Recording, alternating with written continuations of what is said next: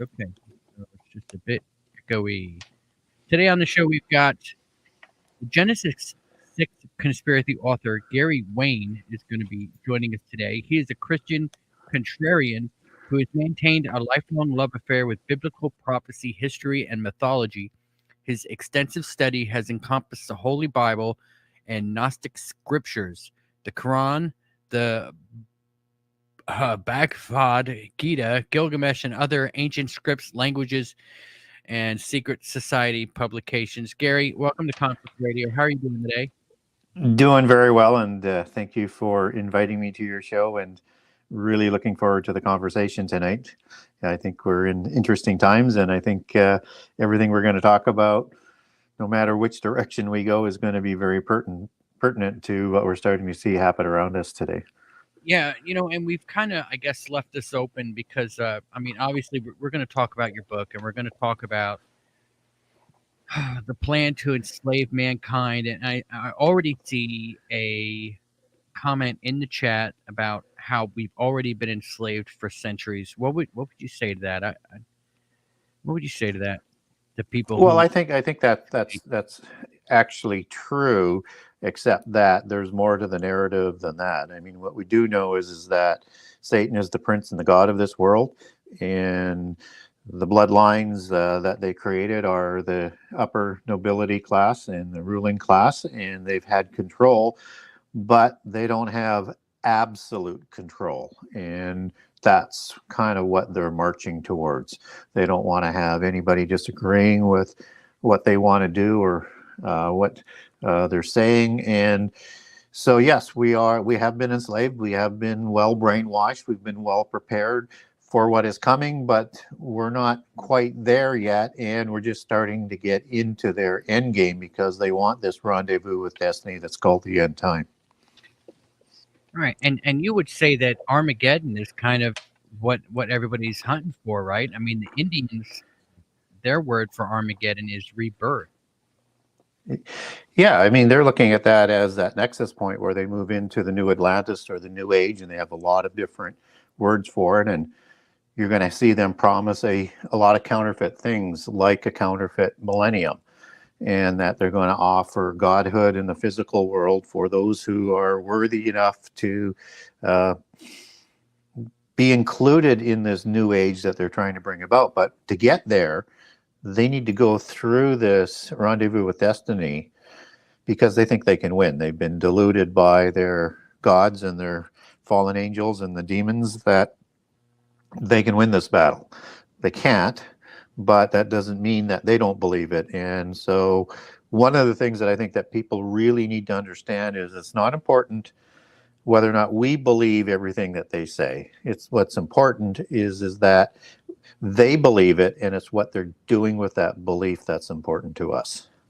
Yeah, and that has to do with a lot of things. And I want to talk about, obviously, chapter 2 in your book is called The Daughters of Cain. And, a lot of people would suggest Sons of Cain or whatever else. So a lot of these, I guess, politicians and people in power believe that they're part of a bloodline of the giants, right? That, I mean, we're really talking about the fallen angels who came down to earth and they mingled with the earth women here and had kids, or maybe it was a female angel and it mingled with a fallen, a man, and whatever, regardless, right? That's really what we're talking about, right? Are you talking about giants? That's exactly what we're talking about, both before and after the flood. And that the rulers and the royals, and understand that the word royale, and there's a number of other words that are grouped around it, which all have the same kind of etymological history. I mean, royale comes from Roy as in king, and al is just a transliteration as you get it in Sumerian and some other Middle East languages for El, which is an angel or a god. So they're the kings of God. They are Rex Deus or Rex Deus, as some people also pronounce it. And they have genealogies that they keep that go all the way back into the midst of time to specific patriarchs in terms of a Nephilim before the flood, that they will also take their genealogies back, and or a Rephaim after the flood. And they'll have scion grafted in bloodlines to add more nobleness to their bloodlines, that they will also have genealogies that they trace back in history. So they believe they have the divine right to rule, and specifically for after the flood from the Baalim gods of Mount Hermon, that, you know, King James, the, you know, famous king of England, touted, and many of his cousins and relatives around the world have touted that they have the divine right to rule that comes from a specific god, one of the gods of the pantheon, as they would understand that. Okay, so what would you? Because we've had people on the show before, and I always brought up the Sons of Cain aspect of this, and a lot of people tell me that that the flood wiped out all of that. That there's not any remnants of that. Now, from the sounds of it, you would disagree with that. Well, we get giants after the flood. That's the thing. We're not told exactly how they show up. There's several different ways that they can, you know, and I group it into 3 different categories. I have a preference for a second incursion, which are the Rephaim, which are mentioned 25 times in the Old Testament, that people aren't familiar that word is used that many times. And then there's the Nephilim before the flood. So, I mean, either they survived the flood somehow on the ark, and there's a number of different ways on the ark. We won't go into all of them. And or they were survived by the help of fallen angels off the earth or in the earth, or protected some way, or there was a second incursion. I tend to fall more for a second incursion, but we do know the giants show up after the flood. So we get giant names, and there's many different families or branches of the Rephaim. And if people aren't familiar with that term, that's the word that's giant that is used, except for, let's say, 4 times in the Bible, in the Old Testament, where it says giant. You've got one in the book of Job that goes back to Gibor or Gibborim. You've got Nephilim, which shows up in Genesis 6:4. That's before the flood, and that's the creation of the original giants. And then you have it used twice in Numbers 13:33 in the embellishment part of the Scouts report of Canaan, where they're calling the children, or the Anak, as the children of giants, which goes back to the Hebrew Nephilim. The thing is that the Anakim, they are giants, they're just not Nephilim. Deuteronomy 2 describes them and a number of other of these families of giants as going back to giants, but that word is Rapha, and the male plural is Rephaim. So we have these Rephaim nations after the flood, and these are the ones that are going to usurp the kingships again, and are sponsored by, let's say, the Baalim of Mount Hermon. All the different pantheons around the world are the same pantheon, they just have different vernacular names. Baalim's kind of important because we get that biblically, and we also get an account in the Ugaritic texts of the Baalim and the Rapiu, which is that's a transliterated form of a word in Semitic that is the root for Rephaim, and they are the ones that take their creation back to the creation by the Baalim, or Baal and Ashtaroth and the rest of the gods of the pantheon of Mount Hermon, who they received their divine right to rule from. So it's really a matter of understanding that giants do show up after the flood, and that they interact with humankind throughout our history, particularly in prehistory and right up through the times of the Exodus, and right up even to the time of King David. He's still dealing with the remnant of the Rephaim after the flood. So this is something that we need to sort of come to grips with, because I don't think, well, my approach, it might be a little bit different than other people when it comes to the Bible. I don't think that the Bible is redundant. I don't think it contradicts itself. So if it says there's giants after the flood, I tend to accept that, and then I try to understand that in the context of what the Bible is talking about and why humankind are here on earth. So I understand the argument why people don't think that the giants show up after the flood, but we get more references to the giants after the flood than we do before the flood. All right. I'm sorry. I'm trying to I'm trying to ban a bot, I guess, that we've already got in here. Let me so where are they? I mean, you know, a lot of people might suggest that if they are here today, they're, I mean, are they not as tall as they were back in the day? Or are they just the Bigfoots that people are claiming to see today? I mean, where are they? Are they living underground somewhere? Where are they? Oh, they're in plain sight. So I want to maybe take a half a step back on it. And there's an interesting verse in Psalms 21, beginning in verse 9 and going through verse 11.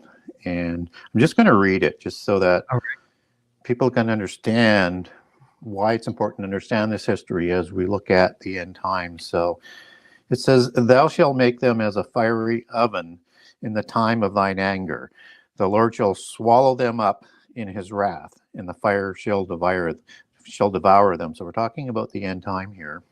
Verse 10, "Their fruit shalt thou destroy from the earth, and their seed from amongst the children of men." So there's a distinct fruit and seed from that are amongst humankind. In verse 11, "For they intended evil against thee, they imagined a mischievous device which they are not able to perform." So they're on this mission as assigned to them from the gods that they worship. So when we look at the giants, we get descriptions of them from a size perspective a few times in the Bible, so that when we look at 6 cubits and a span for the size of Goliath, and I think he was the king of Gath, that Ashish takes over after Goliath is killed, I think he would be measured as a royal cubit. And as Josephus measures that, that's 21 inches from the biblical measurement of the giants. And that would make him 11 feet 3 inches. But if it's a standard cubit, he'd still be 9 feet 9 inches. So I won't go through all of the different details in the Bible that references to giants, but there's a lot. And so we understand that they're there. We understand that they were not just larger than humans, but they were twice as wide. So one of the reasons that Og's bed was kept in Rabbah was to make sure Israelite generations thereafter understood that they weren't just fighting people that were 6 to 9 feet tall. These were giants. And that bed, as being 9 cubits tall, or 9 cubits long and 4 cubits wide, would be, using the dimensions that I mentioned before, 6 to 7 feet wide, and it would have been 12 to, or would have been 14 to 16 feet long. And so the bed would have easily fit somebody that was taller than Goliath. And the width of them is important, so that when we talk about the terrible ones in Isaiah 25, they're known as the strong ones. And that goes back into the Hebrew etymology, into az, and azaz meaning stout as in strong. And so you get this connection that these were built more like WWF wrestlers or, you know, NFL linemen than just sort of tall, right? These were monsters. And that they interbred with humankind, and that they tended to seemingly have a fertility issue. And I take that from the Ugaritic texts again, that they're having difficulties producing, and they're doing fertility rituals so that Baal will come back and recreate more of them. So to continue to populate, they're going to have to intermarry with humans. And we get a sign of how often that happened just because of the Table of Nations and all of the kings that would have been Rephaim after the flood, because he usurped essentially all of the kingships. But in Genesis 10 and in 1 Chronicles, we get the 12 families of Canaanites, and 9 of them don't have a patriarch. And in the Table of Nations, they only have patriarchs that descend from Noah, the 70 nations after the flood, just as they're numbered by the 70 children born to Jacob in Israel and the 70 born to Adam before the flood, for the number of the original nations, both before and after the flood. So we have one other patriarch that we can definitely take an individual back to, or a race back to, and it's not the Rapha word, although when you get down into the story of Goliath being one of the sons of the giant, that word is Rapha, and a lot of people think that might be the patriarch for the Rephaim, possibly, but it could also be a people, so it's not quite as definite as we would like, but I do think Rapha was probably a giant, one of the All original right. giants, just as Og. I seem like I got you floating in and out of being able to actually hear you. I can't hear a thing you're saying right now. Let me remove you and add you back in. You there? I can't hear you, Gary. Says he's cut him in and out, and we already lost him. See, this is what happens when we have shows like this, right? He's gone. Yeah, he's gone. Hopefully he'll drop back in here pretty quick. Hang on, let me try to get him back.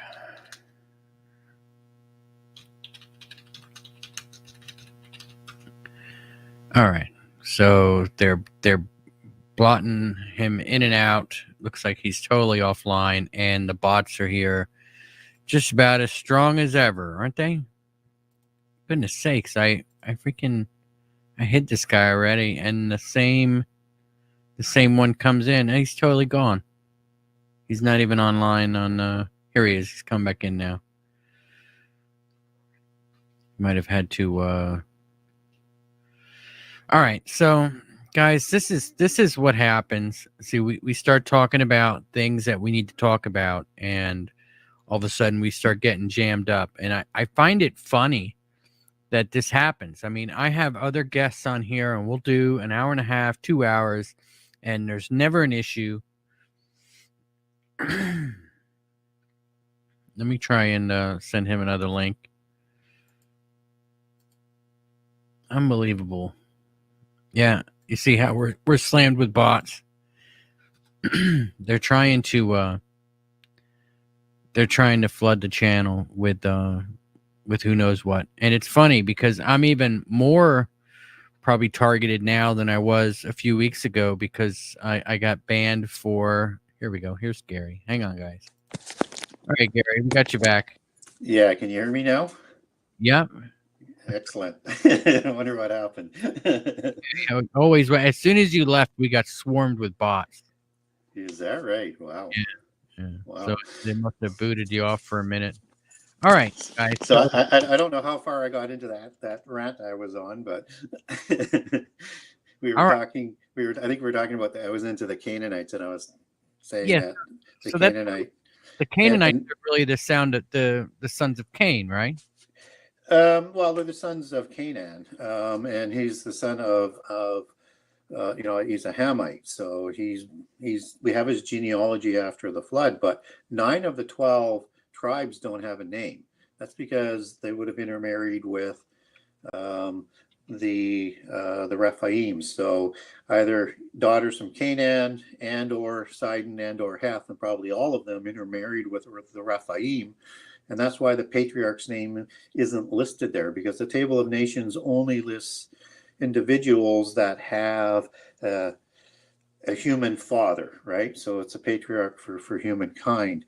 And we get one other patriarch that's actually written in the Bible for the Anakim, and his name is Arba in the book of Joshua, but his name isn't in the Table of Nations either, which sort of goes to the fact that those 9, which when you take that word back to Hebrew, it means more families or different species, is a different class of people. And these are the ones that are taller than the Israelites that the scouts are seeing in the land, not the Anakim, but the ones that the Egyptians would have called the Shazu. They're 6 to 9 feet tall, also known as Shemau, and the Amau, more in the Aryan version of these hybrid humans.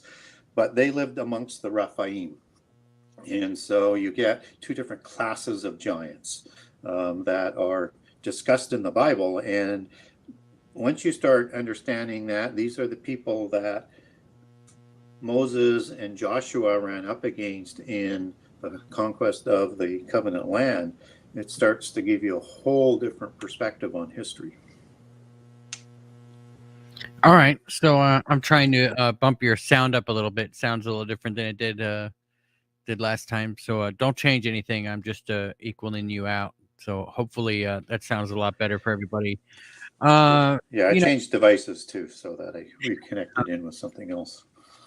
all right. So the sons of Cain. Now, I mean, are there a lot of people that think they're in this group that aren't really, like, as far as the bloodline goes, or are they are people going around and, I guess, I mean, are they doing?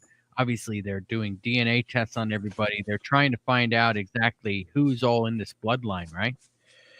Yeah, they're doing a lot of things. DNA, genealogies, blood banks, all sorts of databasing to figure out who has the gene of Isis, as they like to call it, and the spark of the divine, which is also understood in a lot of globalist speeches as 1,000 points of light that they're trying to collect for that harmonic convergence into the new age.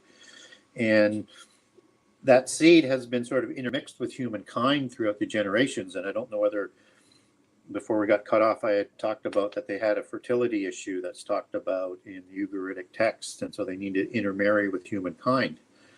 And they did that to sort of reproduce, but they still tried to keep the bloodlines as pure as possible, because in their hierarchy, the more pure the bloodlines are and the more ennobled, as in scioning or grafting in other branches, give them a higher position within the hierarchy of the royal families. And so they are always continuing to intermarry with humans, because if they don't, then they get blood diseases like hemophiliac disease, or what more appropriate to the discussion that we're talking about, the Habsburg jaw disease. So they need that blood to come in. And as they intermarried with the humans, just as when the Rephaim produced with daughters of, and possibly some of the males with female goddesses of the Canaanites, they produced a smaller version, 6 to 9 feet tall, as I mentioned. And so you can imagine, as you roll this down through the generations, is the more outside bloodlines, less pure bloodlines that are being introduced, the more they're losing their features and their size, so that they become more like us throughout the generations. So I don't have any proof that these people have a changeling quality, as a lot of people put out there. But what we do know is they do track their genealogies. So that's the reason why we can't really tell that they have physical characteristics to the giants. But typically it's that bloodline that is the important thing. And I talk in my book about the bloodlines. I don't get into the Rh negative because we don't have absolute proof for that. But typically the royal families have Rh negative blood. So one presumes that that gene of Isis is the gene from the fallen angels through the Nephilim into the descendants that is passed on, that has the ability to reproduce an Rh negative blood, which is missing the D antigen. And typically people will say that you can't have something added to the bloodline if something's missing. It's not that it's not the blood that you have to be focused on to understand it. You have to understand it's the genes that produces the blood. And so that's what produces the Rh negative bloodline. And so when you roll that forward to where we are today, what they're interested in is only those they choose worthy to be able to move forward into the new millennium that they're promising will have that spark of the divine. And so they need those databases to track that down. And that humankind, they'll only keep as many as they're required for rituals and as servitude. And so I actually don't think that they'll even allow that many humans to survive if they were to get their way. I think they're looking for a world that has no humans, or have sold their souls so that they have no ability to be resurrected. But at the end of the day, they don't look at us as being intelligent beings. Well, they look at us as more as cattle. So whatever they decide to do in terms of how many humans or lower genes or lower bloodline levels, I mean, that's where you're going to fit in. And even probably to the point where if there are humans that they allow into the new millennium that they're promising, it'll only be for servitude and sacrifice. Yeah. No, I completely agree with you. Do you think that they're also hunting for possibly the most human people that there are out there? I mean, you have to admit that if if the bloodline is really out there, it's got to be in what, like probably 60-70% of the people today. I mean, at the minute levels. Well, maybe at the gene level, it's more common. At the blood level, only about 15% of the population is Rh negative. So it's more that gene that they're really interested in, for that spark of the divine. So yeah, I think that's, when we look at when we look at what they're looking for, we need to be focusing, I think, more on that gene of Isis. Okay. All right. So Oh, and the other thing that they're looking for, you're talking about the human aspect of it. So yeah. they know, I mean, and they're going to test even within the tribe of Judah. I mean, obviously Judah is an enemy to them, and they've had a blood oath since the creation of Israel to wipe both Israel and Judah off the face of the earth. So that's going to continue to happen, and expect that to come up again, just like what the Nazis tried to do in World War II. But we also need to understand, and they may be trying to look for that, is who are the lost tribes of the northern nation of Israel, with Judah being the southern nation, because they're going to awake in the end time. They're going to be called by name. And so the dragon and Antichrist and Babylon are going to be looking for them as well.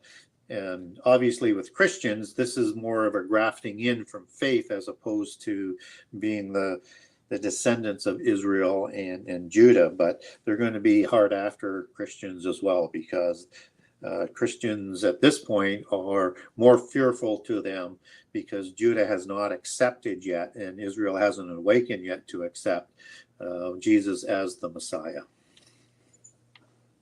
All right. So how is it that Israel is still there? I mean, you think of all these rich families. They've been in control for so long. How is it still there? Are they waiting? Is it because they're trying to hunt down those lost tribes, or they don't know who they are yet? Or, I mean, obviously, do they know what they're looking for? I think they know what they're looking for. But I mean, unless you're on the inside, you don't know that for sure. What we do know, though, is that there's a lot of mysticism within Judaism. And so you get into, a lot of interesting sort of discussions as to how pure the people of Judah are, who actually sponsored the nation of Israel, which were probably the mystical aspect of Judaism, as in the Kabbalists and other groups that form that whole mystical sect within Judaism. But there's a remnant there that's still loyal to God, and there's a remnant there that God's going to fight for in the end time. So they also need to figure out how they're going to bring about the end time, and they would like to do it at a time that's not of God's choosing, but of their choosing. And for the end time to come about, Judah had to be in the covenant land, and they had to have control of Jerusalem. So with that happening in 1967, getting control of Jerusalem, that sort of permits the entry to the fig tree generation, and that they're looking to bring about the end time before the ordained time that God has set aside. but they'll accept the ordained time if they have to. So they're trying to bring about this rendezvous with destiny, as I like to call it, because they think they can win and they don't want to give God credit for anything, so they want to do it beforehand. But unfortunately for them, is until the restrainer is removed, they can't get it done. And it will happen when God said it, but that doesn't stop them from trying to do what they're trying to do, but they'll just be continually frustrated. They may push it directionally closer, but until the restrainer is removed, then it's not likely to happen. So you don't think we're at the start of the end times now? I mean, there's a lot going on, right? With this, I mean, Russia and Ukraine. I mean, they had a Ukrainian woman literally on Fox News saying that they're not only fighting for Ukraine, but they're fighting for the new world order for all Western countries. Like, what does that even mean? Yeah, no kidding. Well, I do think we're in the fig tree generation. We don't know how long a fig tree generation is. It could be 40 years, as it's talked about in the book of Exodus. It could be 70 years, as the Psalms talks about it. It could also be 120 years, as Genesis 6:3 talks about. And it may not even be a full generation, because Jesus is going to step in and prevent the final days or the final months, however long it is, from happening, lest all flesh be destroyed from the face of the earth. So I do think we're in that fig tree generation. I do think we're in the beginning of sorrows. I don't think we're in the last 7 years. I think we're still going through those sorrows that are starting to come together, and those are wars and rumors of war, which this would obviously fall into, pestilence, famine, and earthquakes. And typically those are all contrived disasters that they're going to bring about, and they're going to be working together, and they're going to be getting stronger as we go. So what we see going on with Russia today is that beginning of the sorrows from the wars and the rumors of war aspect as the geopolitical scenario gets set up. So if people think that Putin isn't wanting to be part of the New World Order, they're wrong on that. He wants to be part of the New World Order. He wants to be as a larger role than Europeans, the rest of the Europeans are suggesting that he will be part of. But he will be part of those 10 kings, not necessarily Putin, but it's certainly a possibility, as we're in the fig tree generation, that he will play a bigger role. He'll be one of those 10. And so Russia is starting to move in that direction, but we've got other empires, groups of nations, trading blocks, spheres of influence. Keep your eye on that word, and I write about that in my book. That's the typical term that they like to use in terms of bringing these nations together. And when one looks at how the occult societies are looking about this, they established an organization called the Club of Rome that reports into the Committee of 300. And their goal in the 60s when they were created was to form this 10 new Atlantis. Just as Atlantis had 10 Nephilim kings, they want this new golden age for their new age of 10 kings operating their empires. And they split the world up into 10 spheres of influence. And I'm not convinced it'll be exactly how they map that out, but that's the direction that they're working for. And so when we look at what Putin is doing, he is going back to his family bloodlines and trying to reestablish the Putyanin empire that started in Kiev. So the name Putin doesn't show up before about 1850 with the birth of his grandfather. And typically what happened in Ukrainian and Russian society is when the royal bloodlines had children outside of wedlock, they would give them part of the name, but not all of it. And so Putin's grandfather, Spiridon, as I recall his name was, he comes out of nowhere, and then they move to St. Petersburg, the family does, which is where he becomes more of the Russian. So he believes he has that bloodline. He believes that he needs to restore that ancient Tartarian bloodline of the original czars that originally ruled Kiev as part of the Russian Empire. All right. So how does Atlantis fall in all this? I noticed that one of your chapters in your book is called Atlantis. Do you think that was actually a real place? And is it mentioned in the Bible at all? Is that maybe like, was there another name for it at one point? Yeah, some really good questions. I think that when we look at what Plato wrote about Atlantis and Timaeus and Crataeus, is that this is an identical story told through a polytheist lens of Genesis 6, 1 through 4, that's followed by the flood thereafter. And that you had Poseidon, who goes to a human female named Clydo and produces 10 Nephilim, Titan, hero kings of the Atlantean Empire. And this is the helm of world government as it's looked at in the antediluvian period that's trying to take over the whole world. So when you look at a lot of the polytheist accounts of giants, and they have different names all over the world, these accounts are telling the same story, but through the pantheon, through a polytheist lens versus a monotheist lens. Biblically, we get an interesting chapter in Isaiah 23 that I lead off the chapter of Atlantis with, and it talks about this old city, and that is destroyed by the waters, and it was the place where the renowned ones were crowned. And all of the language that is talked about in Isaiah 23 is describing a city that's named as Tyre. And Tyre is not one of the beast empires that are listed in the Bible in terms of the seven. Five of them listed by Daniel, and we get the end accounting of that in the book of Revelations.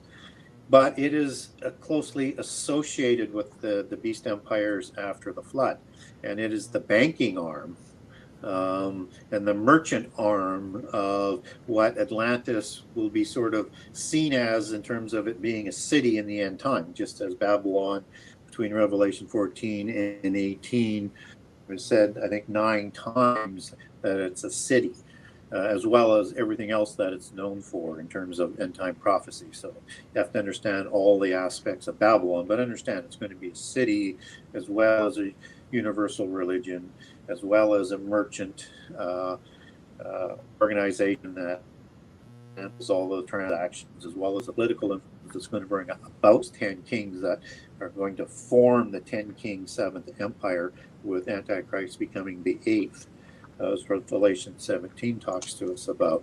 So that's one of the aspects of what this Babylon is going to be. It's allegorized as Tyre.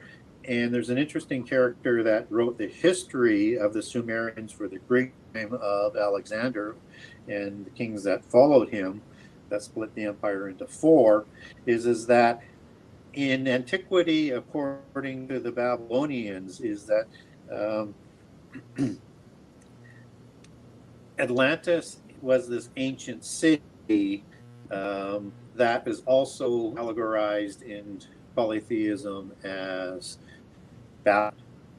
And so we get one of the traits. And I think there's other traits that we get out of the Bible for Babylon. We get Nineveh as the city of blood, as the capital of the beast empire, Syria. And we get a couple other ones. I won't go through the whole rabbit trail on that, but we're just sort of talking about Atlantis in terms of, if nothing is new under the sun, one would expect there would be a city like Atlantis that shows up after the flood that had a center of religion, which, just as Atlantis was the center of a specific religion that was thought to be the originating religion of the antediluvian world.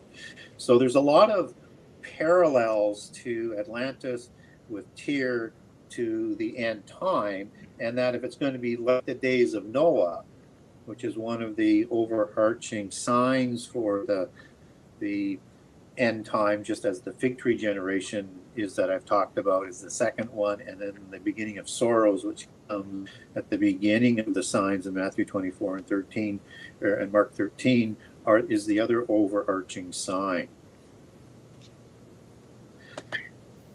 All right, let me ask you this. There's a lot of I guess beings out there that a lot of people are seeing. You've got the gray aliens or this, that, and another thing.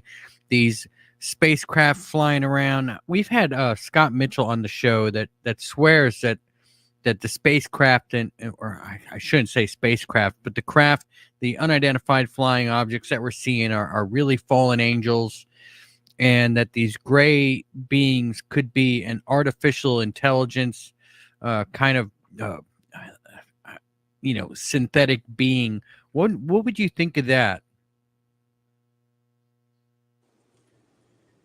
Well, I think when we look at the alien phenomena, we see a number of different kinds of beings. And so there's a hierarchy within the aliens and there's a hierarchy within the occult, just as the host of heaven is the Hebrew word Saba, which means an army, and there's rank and order in there.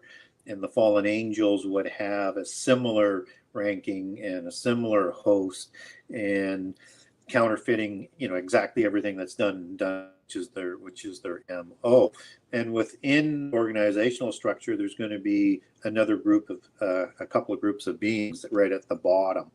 So I think there's more than just fallen angels that are sort of depicted as the aliens, and I think we might be looking at perhaps some of the other creations of the fallen angels before the flood, and if they survived, they survived. If they were recreated after the flood, and that includes. And polytheism is absolutely loaded with all these different types of creatures, but group that's called the elementals, and there's 4 groups within the elementals.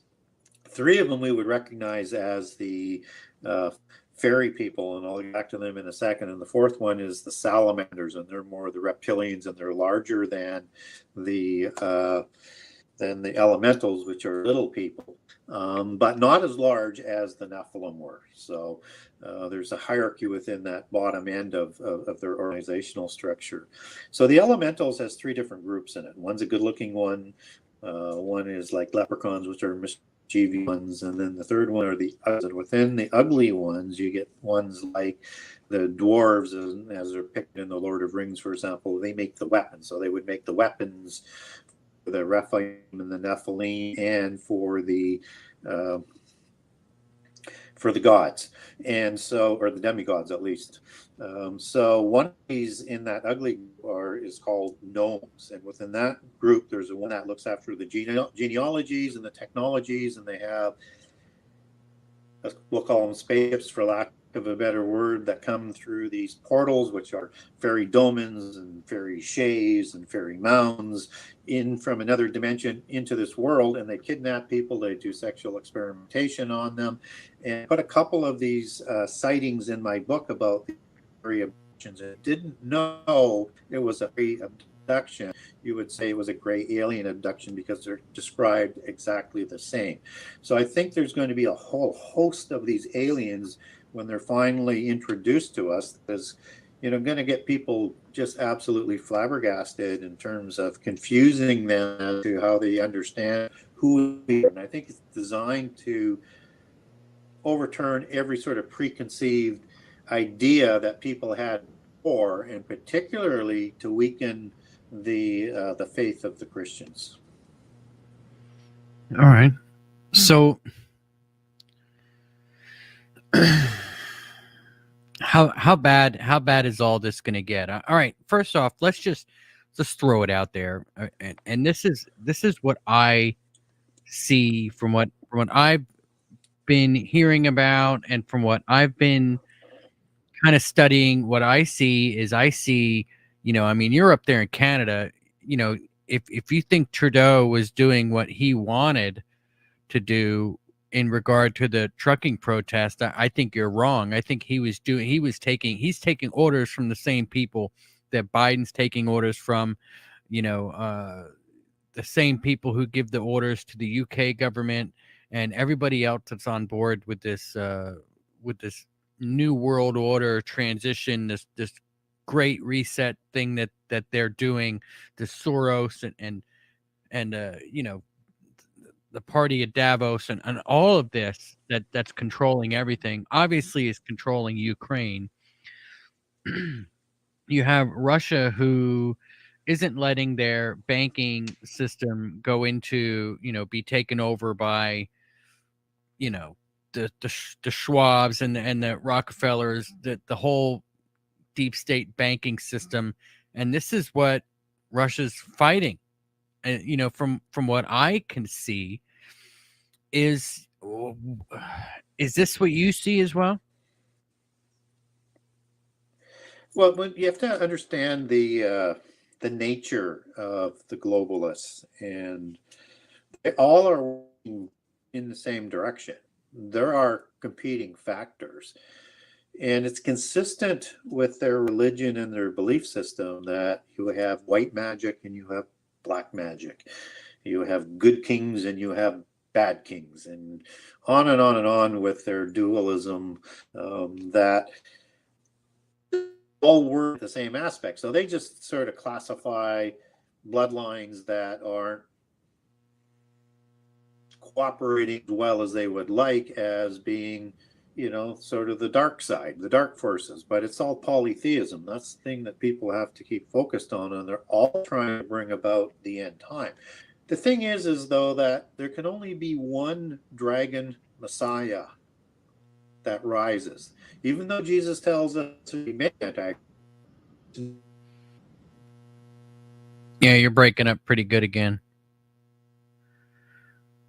Looks like you froze.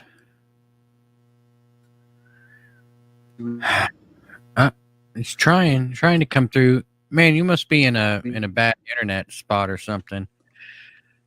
There you go. You there?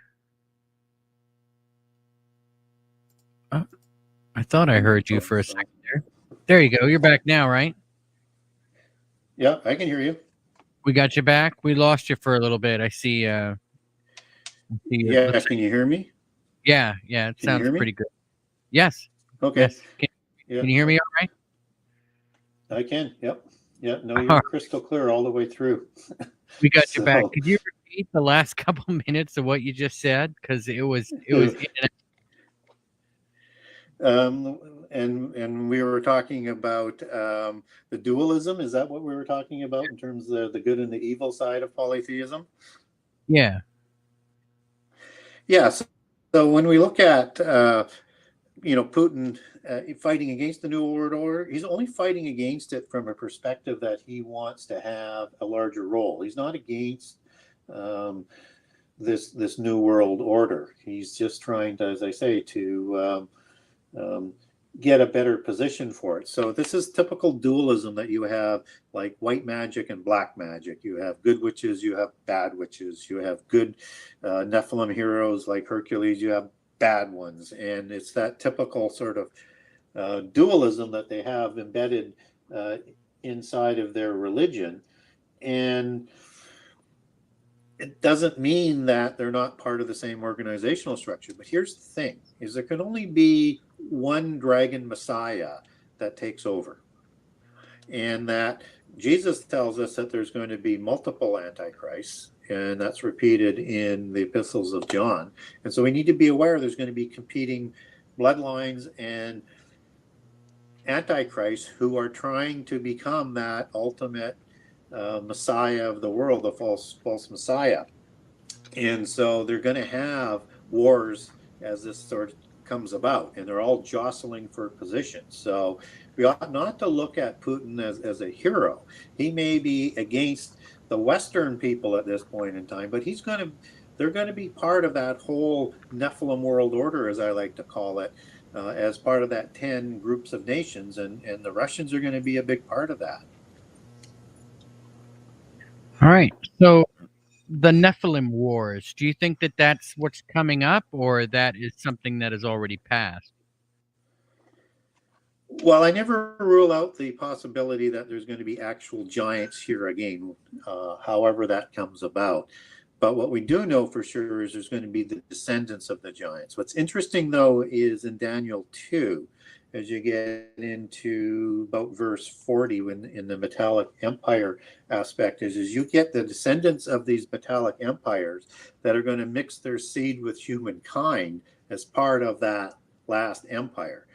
So we know that there's going to be either descendants of the bloodlines or that there are ones that will be reintroduced, or as they intermingle and commingle, you can also take that back to Hebrew as an understanding of possession. So there could be a possession that's going on, either with individual kings that are going to invite them in to try and enhance their power, and or there could be cloned bodies for the demons to put that would take these bodies and would become part of the kings. It's not real clear other than the fact that you're going to have this mix. So I think we're going to have some kind of influence of these giants in the end time. It's just, what does that mix look like? Now you roll that forward to the Gog War in Ezekiel 38 and 39.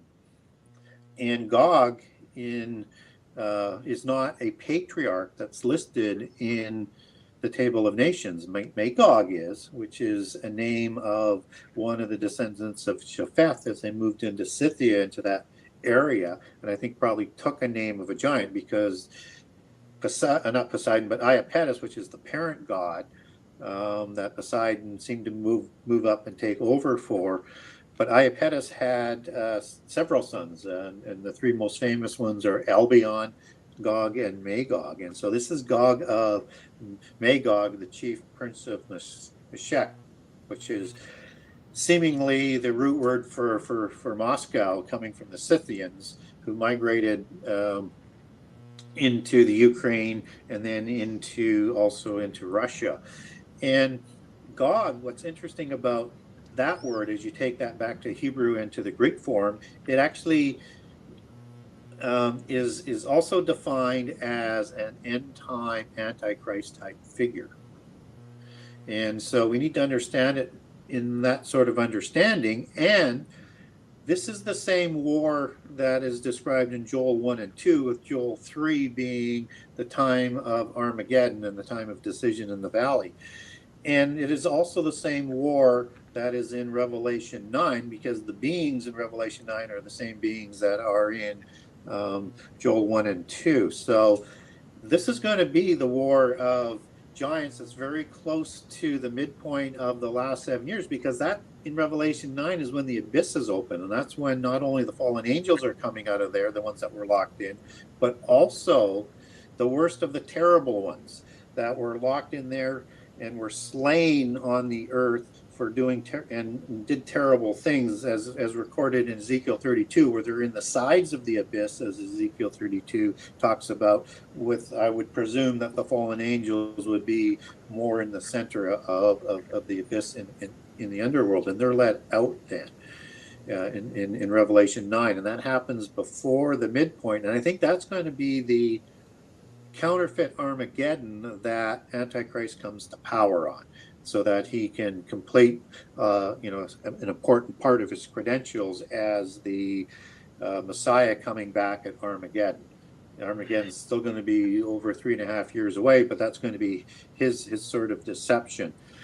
And so I think that's the ultimate, where you have most of these giants all together that are fighting, but they're also going to be around in the last 3.5 years. And at the midpoint of the last 7 years, as Revelation times it out in Revelation 12, you're also going to have the rest of the fallen angels that are thrown down from the war that happens in heaven. But we're going to have wars before this Gog war that happens just before the midpoint of the last 7 years. And even to the point where we look at what happens with the opening of the seals, where there's 25% destruction of the world in the seals, which is where the Gog and Magog, Joel 1 and 2 and Revelation 9 war takes place. That's 33% destruction. But in the seals opening, at the end of Revelation 6, we're actually told that even some of these princes and bloodlines, they're thinking this might be Armageddon because they're hiding in the caves, but there's more to come. But before you have the wars that are happening in the seal judgments, you're going to have lots of other wars.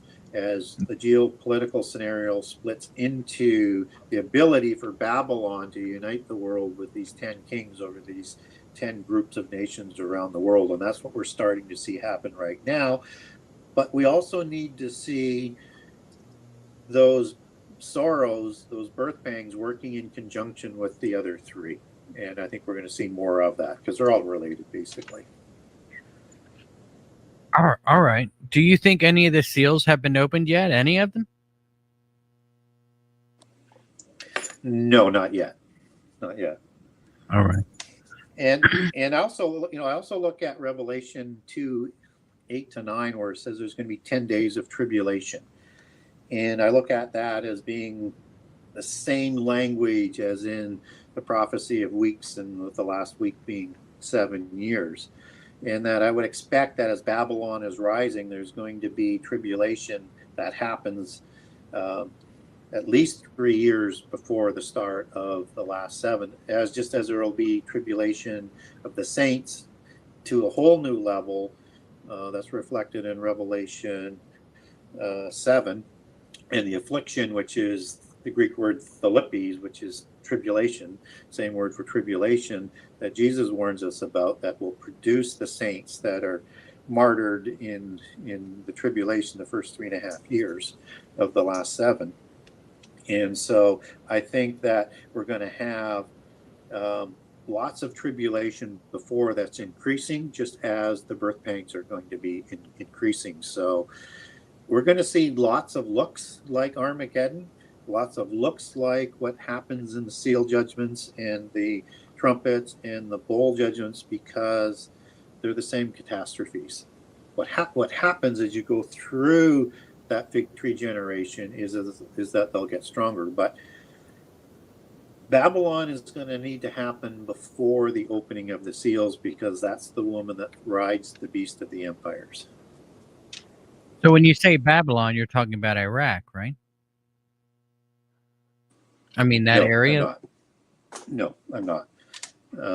That's where Babylon City is. I mean, the word Babylon, it comes from the root word coming out of Hebrew for Babel, which Babylon derives from. Babel was the mystical religion that Nimrod imposed over, the survivors of the flood, and was like an archetypical Antichrist figure. So that's part of the allegory. Babylon was a regal empire, and it had that same daughter of Babel, daughter of Babylon religion that the end time will have. This mystical religion was part of all of the beast empires past, and will be again part of the 10 king empire up till the midpoint of the last 7 years, where Babylon is going to be destroyed by Antichrist, and he replaces that with a newer religion, as Daniel 11 tells us about.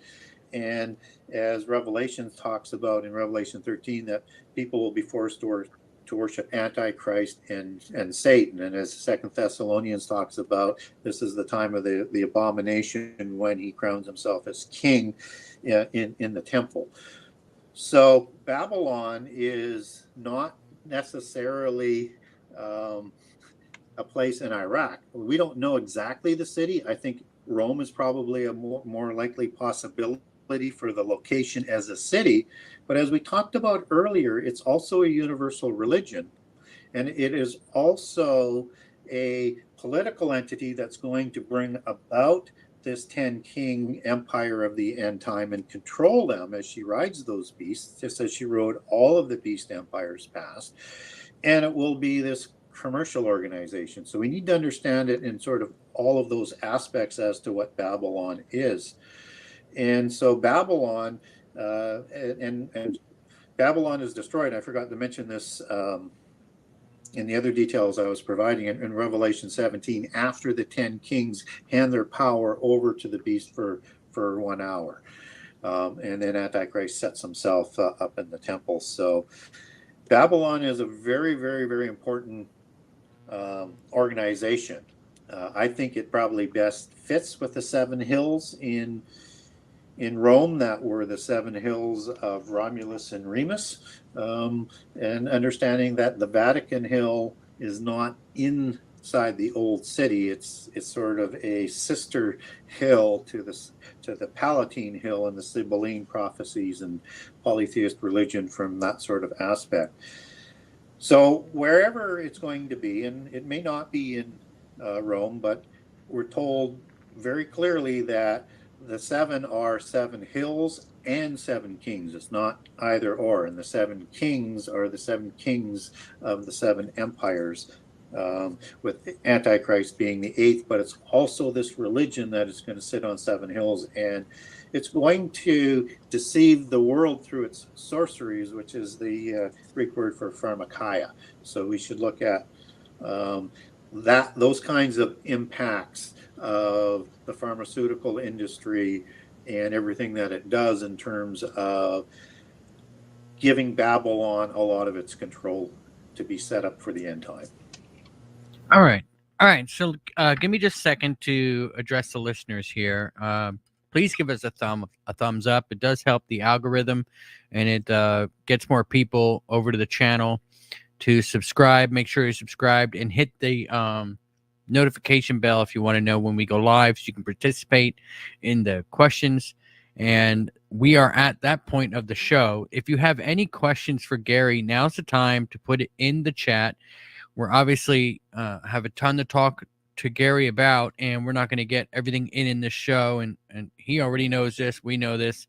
So we're going to get him back on another day. But anything you have a question about, now is the time. Put it in the chat box, and I'll ask, and we'll go for another 25, 30 minutes or so. Gary, I wanted to ask you, is it possible? I mean, a lot of people think about the fallen angels in the abyss as, maybe they're down underground somewhere, or they're maybe at the bottomless, the Mariana Trench, say, in the ocean or whatever. Is it possible that they're just frozen up in Antarctica? That there was obviously there was a freezing event that happened up there. They were all, we had mammoths and things that were instantly frozen. Is it possible that God did something to the earth that just instantly froze them all? And as they melt and thaw out, they'll be coming back? Or do you think it's seriously like they're in an abyss? Well, I think we need to be open to the idea that they could be in Antarctica and frozen, but most of the information that we get on where the abyss is located is that it is in the underworld or in Sheol or in Hades, all being the same place. And that is a larger place than just the abyss. So you have the abyss within that underworld.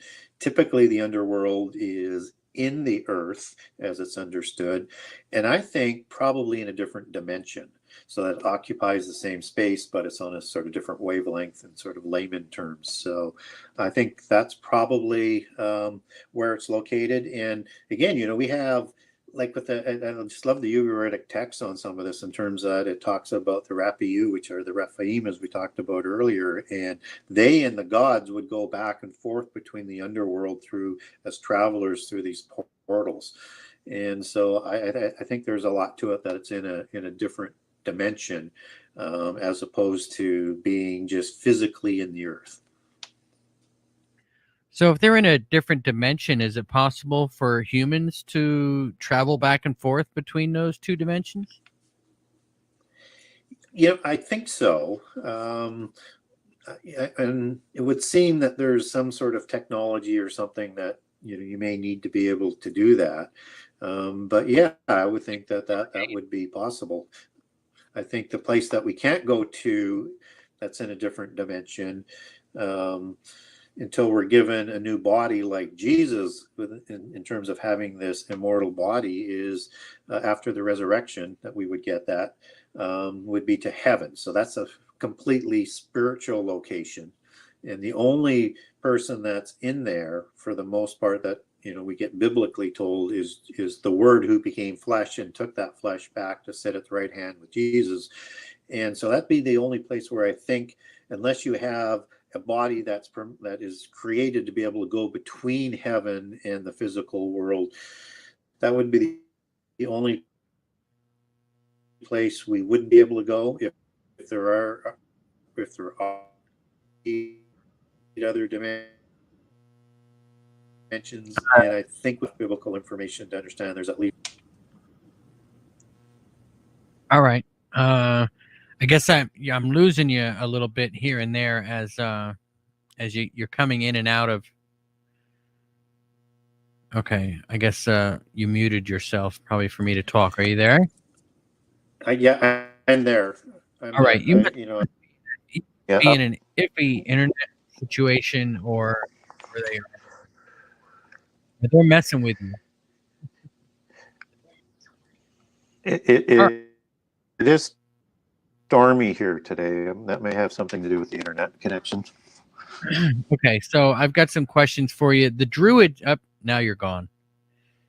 He's totally gone. So let me try to get him back again. Goodness sakes.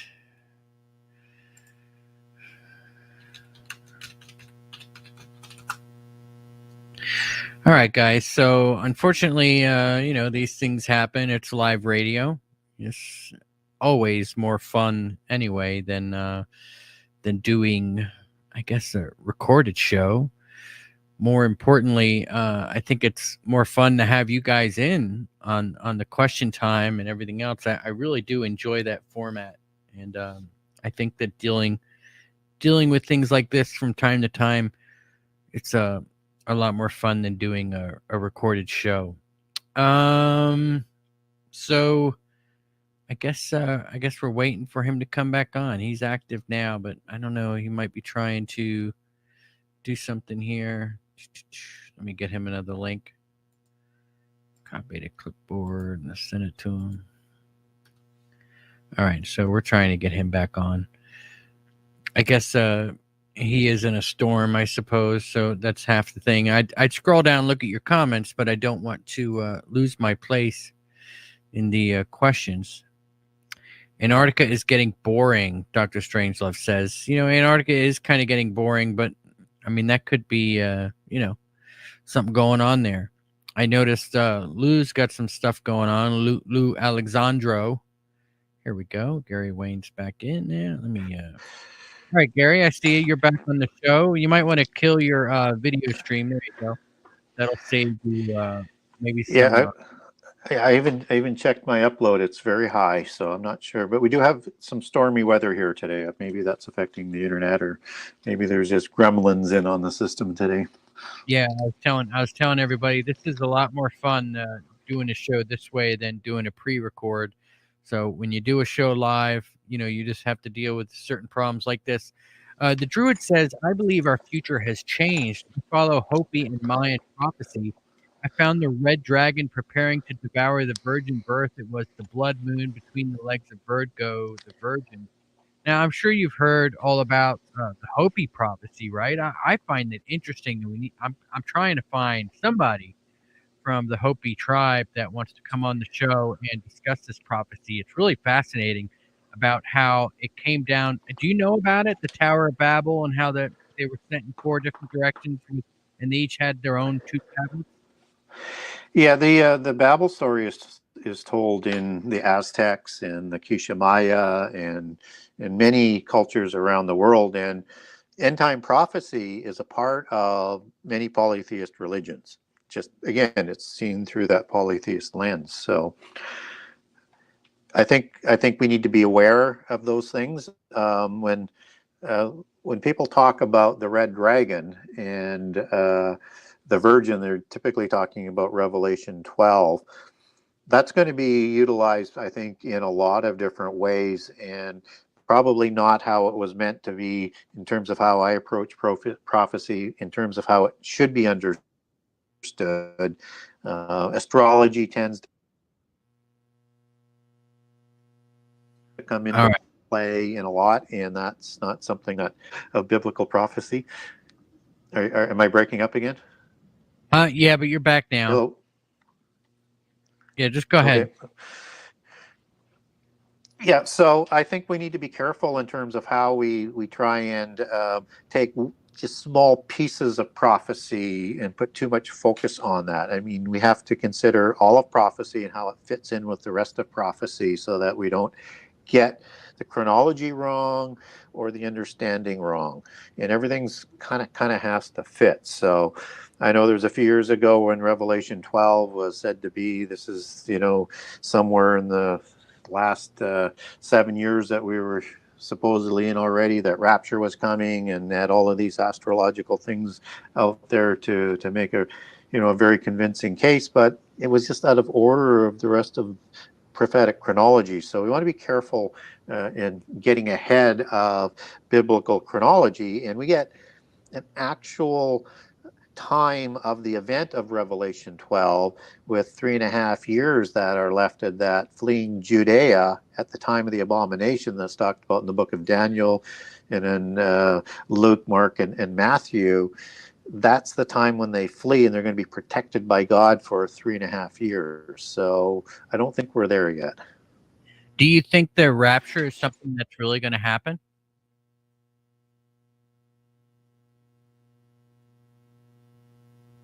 And I guess, are you there?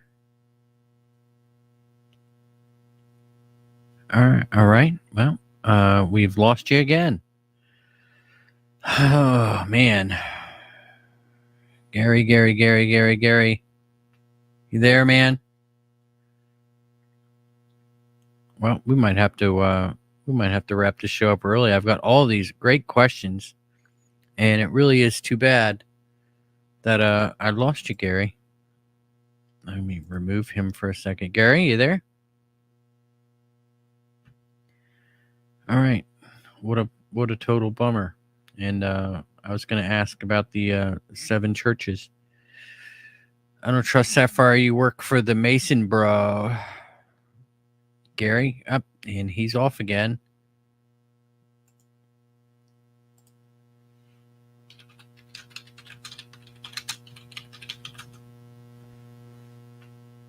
All right, so let me get him another link again. All right, paste. All right, so everybody is there. How's everybody doing today? The druid says, the Hopi prophecy says after the red dragon appears, as it leaves the sign to watch for the red Kachina head for cover, blue Kachina, we pass destruction. I caught that one as well. So hopefully we can get Gary back. What a bummer, man, with this connection. Don't know what is going on. Let's see. Antarctica is up. Here he is. All right, Gary, we got you back. Yeah, I could hear you all along. It's it's crazy. So just keep trying to get back. Hopefully, we'll get through some of these questions and wrap it up. I mean, guys, like I said, it's a live show. So Robin Papalicus says, please ask Gary about the messages to the 7 churches today. Yeah, that's really good stuff. So there's a lot of theories on how that fits in with biblical chronology. I tend to think that it's a combination of what everybody thinks. I think, obviously it was addressed to the 7 churches at the time, and it was important to them for their spiritual development. I'm open to the idea that it also represents perhaps 7 ages of the Roman Church. And I also think it's appropriate for the end time as well, to the churches that will be operating in the end time. And I think we see a lot of that today. So I kind of look at it as being all of that, and that it is providing us very, very good information to help us sort of guide ourselves through the book of Revelations and the events that are going to be happening on that. So, and I think there's a incredible amount of information that are in those letters that provides some of the context. So that's sort of how I understand it. And I look at as you move out of the 7 churches and into the throne room where you have the 12 elders, I kind of look at that as being the time of the start of the resurrections, where you get the first fruits. You get Jesus, the first fruits, and then when Jesus comes, when those are still asleep and those are still alive will come. And I think one of the questions that you're asking.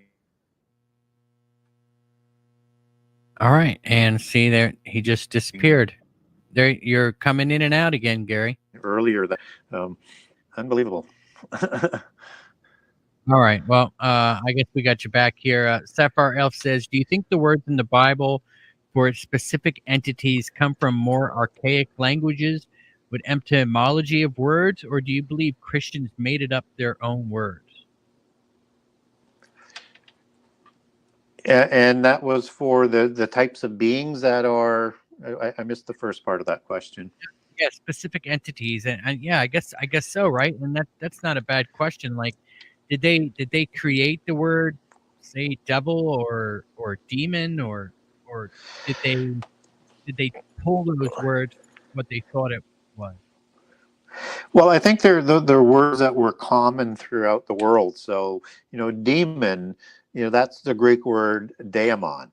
And so I think it's playing on transliterations of what these beings were. So that's why you have, like, I think El as being an angel or a god in Hebrew, and it's Al or Il or Illu or Allah in different sort of transliterations, around the Middle East. So I think they were all sort of experiencing those types of beings, and all were understanding that those beings were part of the world, and they had similar kinds of names for them. And I think over time they get further apart. But so I don't think they were.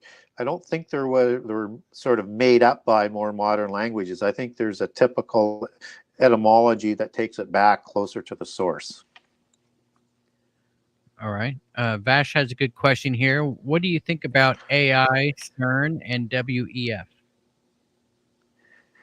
I'm not sure what WEF is, but when we're talking about all of these technologies, I mean, at CERN, for example, where you have AI coming together and quantum computing, they're obviously going into different dimensions with the ability to do that and sort of multi-search, which, quantum computing in the past was sort of single directional. And I think they're searching for a number of things when they bring that type of technology together. I think they're trying to probably find the abyss and open that up before the ordained time. And I also think they're searching for the Atma particle, which comes out of the Upanishads and the Vedas, and that a lot of the early scientific community that started with quantum mechanics and quantum math and compute, and that led into quantum computing, said you needed to understand the Upanishads to understand quantum mechanics. And in the Upanishads, you have this Atma particle, also called the Atman particle, that is invisible, that merges with particles, that sends knowledge through quantum entanglement throughout the universe. So I think they're trying to also find that particle so that they can provide two things that provide godhood in polytheism in the physical world. That is physical immortality in the physical world and unlimited knowledge. And so they're going to be needing to offer both as we get closer to the end time. In particular, I think that's going to be coming all together and part of the beast system and part of the offering to be part of this new age under Antichrist is that immortality as in a godhood aspect, and with this access to the knowledge through this developing system of different kinds of computing and all sorts of other technologies. There's going to be a nexus point that everything is sort of going to be drawn into, that ends up being that beast system that you take as some kind of implant or something that's put into the body that is going to be able to be centered into like a central cloud or Borg hive, or however you want to describe that. So I think that's a coming together down the road that we're not quite there yet, that is going to be offered as this godhood within the physical world for the new age. All right. The WEF meant World Economic Forum. Well, they're an active part in all of this. So, I mean, in Davos, I think 3 or 4 years ago, they said that the healthcare system was going to be used as the delivery system for this implant that would provide for all the health requirements and medications that you need to have a longer life. And I think that's part of that whole technological system that they're trying to sort of bring in. And it's going to have access to even, I think, electronic money as well. So there's so many different avenues of this. But the World Economic Forum, there's no doubt they are doing everything every year to move this globalist world and the systems in place. But keep an eye on the healthcare system, because that's the delivery system, because people will demand better health. Yeah, that's always scary. Anything government gets its hand on, you kind of gotta, I guess, should raise red flags with you. Let me ask you this: we were talking about the Hopi prophecy just a little bit ago. I mean, obviously you've heard about it. The 2 stone tablets that the Hopis have. Obviously, Moses got 2 of them. Who do you think got the other 4? So you think there was 6? I take it, No, that they're or 8? yeah. There's 8. There, Yeah. each there were. Man went in 4 different directions, right? The Indians went Yep. west. The white man went north. Asians went east, and the blacks went south. The Yep. Hopi has western. The white man has the 10 Commandments. There's 4 that we know of. Where are the other 4?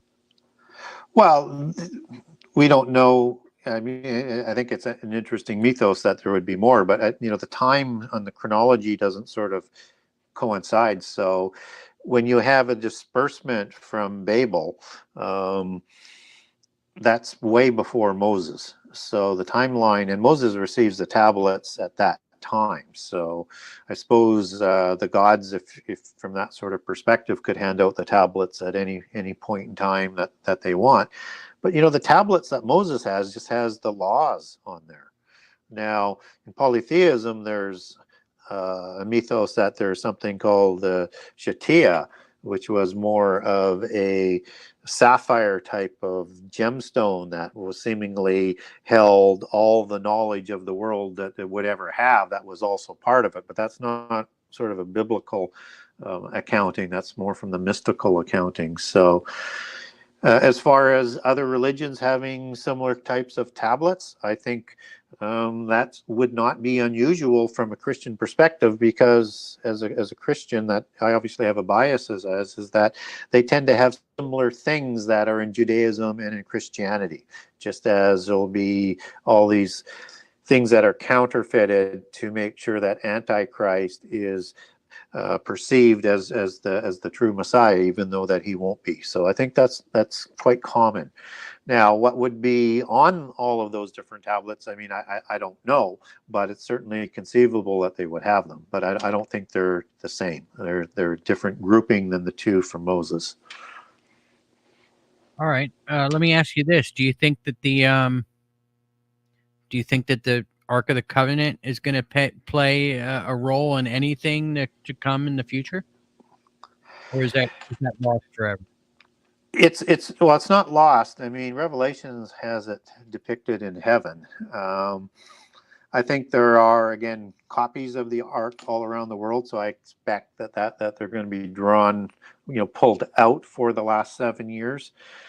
And we don't get any scripture that shows the Ark as being utilized in the last 7 years, or even at Armageddon. So I'm not expecting the Ark to be utilized, but that doesn't mean it won't be. But I wonder when I open the door on that, as to who is going to be using the Ark, and is that going to be, again, one of the copies of the Ark, and maybe it's used by Antichrist, because he's going to be the god of forces, and so he's going to have things that Satan has provided him, and he's going to have all of these additional powers. And that may be part of it. We get stories of the Ark being down in Ethiopia, and it's hidden in several different places around the world as the different mythologies go. So I may not be too surprised to see an ark show up or several arks show up as we get closer to the last 7 years, but I'm not convinced that it's the ark that was provided for Moses and the Israelites. That we're not sure where it is, but in Revelations it does have it depicted in heaven. Have you heard of the Ark of Gabriel? I've heard of it, but I'm not familiar with it. It was an ark that they found underneath Mecca. Oh yeah. Yeah. Know if you'd heard anything about that story that maybe we didn't. Yeah, I'm not familiar with the story. I've heard of the Ark of Gabriel, but I've not done any research on it. How long before we actually see some biblical events happen, you think? I mean, I think we are. I mean, though, like where maybe we'll actually have an angel come down out of the sky.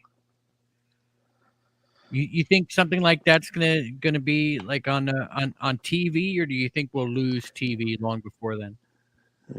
Well, I think it's going to be part of the alien deception. I don't think we're going to see angels represented as fallen angels. They'll be represented as some sort of advanced being and part of the alien mythos. But certainly by the time of the opening of the abyss, which is close to the midpoint, and certainly by Revelation 12, and certainly by the time, and that would coincide with Daniel 8:10, where Antichrist will actually bring down some of the starry host during the war in heaven and trample on them. We're going to see fallen angels at that point in time. Not all the angels are in the abyss, is the other point I would make. Only the most impassioned ones and the most terrible of angels went to the abyss. So there are angels that are out that aren't in the abyss. And I think as we get closer to the end time, it's very likely that we're going to actually see them in some shape or form, although they may not announce themselves as angels, as they're trying to prepare the world for this new world order. All right. Do you think that? I guess I'm going to go ahead and ask you this, and we'll wrap up. Do you think that they are creatures of flesh and blood and can be killed, or do you think that they're invincible? Well, they're immortal beings. So when they come into this world, they have a choice of being in a spiritual form or a physical form. There's a lot of in polytheism. There's a lot of emphasis put on that. When you're in the physical world, even if you're an angel and you take a physical being, you're affected by this world. And that in some of their literature, let's say one of them would be the Matrix movies, where if you get killed in the Matrix, you die. But these are immortal beings, and I don't think angels die in the physical world, and that's why you have the lake of fire, where they're going to burn forever. Just as the book of Matthew talks about, the lake of fire was created for the rebellious angels. And so just like I don't think that in polytheism, where the offspring gods like Zeus and Osiris and Enki and Enlil and those gods that are the offspring gods did not kill the parent gods. I think the parent gods are the gods that went to the abyss first. In other words, they're the impassioned ones before the flood. And then I think after the flood, I think you get a recreation of the giants, from my second incursion position on this, that I favor. And I think they went to the abyss as well, but not all of the angels went. So I don't think you can kill an angel because they're immortal.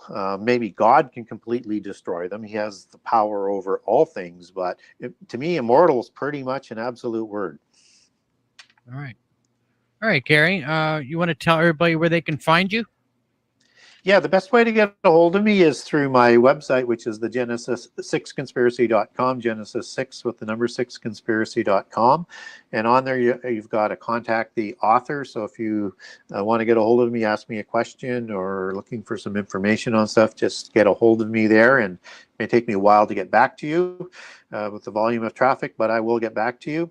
You can also contact me on Messenger, and you can also contact me on my timeline in Facebook. So a few ways to get a hold of me. And on my website, I have a generous excerpt of